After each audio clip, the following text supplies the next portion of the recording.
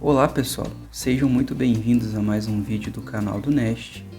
Hoje trataremos do assunto de dimensionamento de lajes maciças à flexão. Esse vídeo será dividido em 3 partes. Na primeira parte iremos pré-dimensionar o conjunto de lajes tratados no exercício. O exercício que iremos trabalhar é o conjunto formado por essas duas lajes, L1 e L2. Como podem ver, a maior dimensão das duas lajes é equivalente e tem o valor de 500 centímetros, enquanto o menor vão de L1 possui 345 centímetros e o menor vão de L2 250 centímetros. Nós iremos pré-dimensionar essas lajes utilizando o método da altura útil. Para isso, precisamos definir o tipo de apoio nos bordos das duas lajes. Para definir tais apoios, utilizaremos a relação entre os menores vãos de L1 e L2, pois o maior vão das duas possui 500 centímetros, que é equivalente ao LY. Bom, como a gente definiu que o exercício só possuirá duas lajes, então está pré-definido que os bordos inferior, lateral esquerdo e superior da laje L1 estão simplesmente apoiados, assim como o bordo superior, lateral direito e inferior de L2 também estão simplesmente apoiados. Analisando agora o bordo de divisa entre L1 e L2, vamos definir o tipo de apoio entre as duas. Analisando primeiramente somente L2, temos que a menor dimensão dela é inferior à dimensão de L1, portanto L2 é engastada em L1. Analisando agora então L1, vemos que o seu vão é maior que L2, então portanto temos de fazer uma análise entre as proporções dos menores vãos. Como o vão de L1 não equivale ao dobro do menor vão de L2, então L1 é engastado em L2. Definido, portanto, os bordos, vamos utilizar da fórmula da altura útil para calcular a altura útil necessária para as duas lajes. A fórmula é a seguinte: 2,5 menos 0,1 n, onde n equivale ao número de bordos engastados das lajes, e L é o maior valor entre a relação de Lx e 0,7 Ly. A fórmula toda sobre 100, né? Portanto, para a laje 1, para acharmos o valor de L, comparamos o valor de Lx, que é o menor vão, com 0,7 vezes o valor de Ly, que é o maior vão. Portanto, o maior valor entre os dois é 350 centímetros. Jogamos na fórmula, então, encontramos o valor da altura útil de 8,4 centímetros. Para L2, o procedimento é semelhante.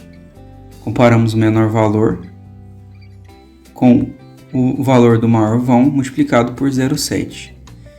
Dentre os maiores valores, selecionamos um e jogamos na fórmula, assim encontramos a altura útil.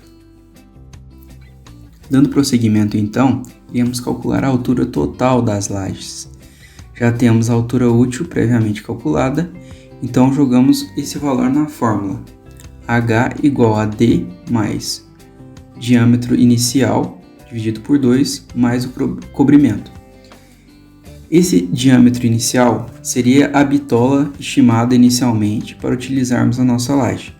Ela pode ter tanto valor como 10 mm, 6,3 mm, 8 mm e assim por diante.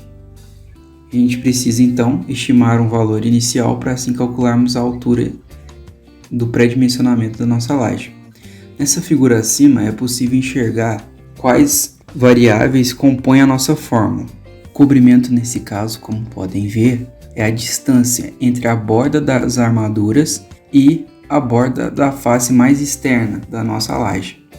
Enquanto a altura útil seria a distância entre o centro de gravidade das armaduras e a borda superior mais externa, que é a parte que está sofrendo mais compressão, no caso dessa laje, que está sofrendo flexão. Vamos utilizar o valor da altura útil equivalente a 8,5 por facilidades construtivas, né? Uma dimensão múltipla de 5 é mais fácil de se executar do que uma dimensão quebrada. Bom, para a gente poder definir então o valor do nosso cobrimento, temos que escolher nessa tabela qual classe de agressividade ambiental nossa edificação pertence. Nesse exercício, decidimos utilizar lajes cobertas, de ambientes fechados, como salas, dormitórios, banheiros e cozinhas, e se encaixa então na classe 2 como classificação geral efeito urbano. Entretanto, se lermos essa nota relacionada ao item A, onde se diz que pode-se admitir um microclima como uma classe de agressividade mais branda, ou seja, uma classe acima, para ambientes internos secos, então iremos adotar a classe de agressividade ambiental número 1. O valor do cobrimento é muito importante, ter muito critério ao escolhê-lo, pois é essa camada de concreto que irá proteger a nossa armadura. Então, para ambientes mais agressivos é necessário utilizar uma camada mais espessa naturalmente. Determinada então a nossa classe de agressividade, iremos partir para essa outra tabela. Aqui vemos os elementos estruturais como laje, viga, pilar, elementos estruturais em contato com o solo, e tanto de concreto armado quanto de concreto protendido. Então, utilizaremos uma laje em concreto armado, maciça, e se tratando de laje, então, vimos aqui que na classe de agressividade 1, temos o cobrimento nominal equivalente a 20 mm. Encontrando então, por fim, o cobrimento, é só jogarmos na fórmula da altura total.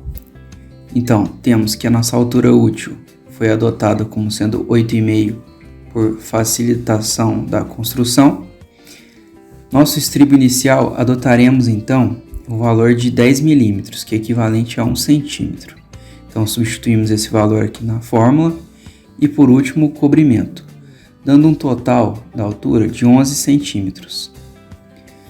As duas lajes tiveram a mesma altura final. É muito comum em casos de conjuntos de lajes, se analisar o pior caso entre as lajes e adotar uma altura padrão para todas, assim facilita os cálculos. Bom, no próximo vídeo iremos abordar um pouco sobre como calcular os esforços solicitantes nas duas lajes, através do método das tabelas de Bares.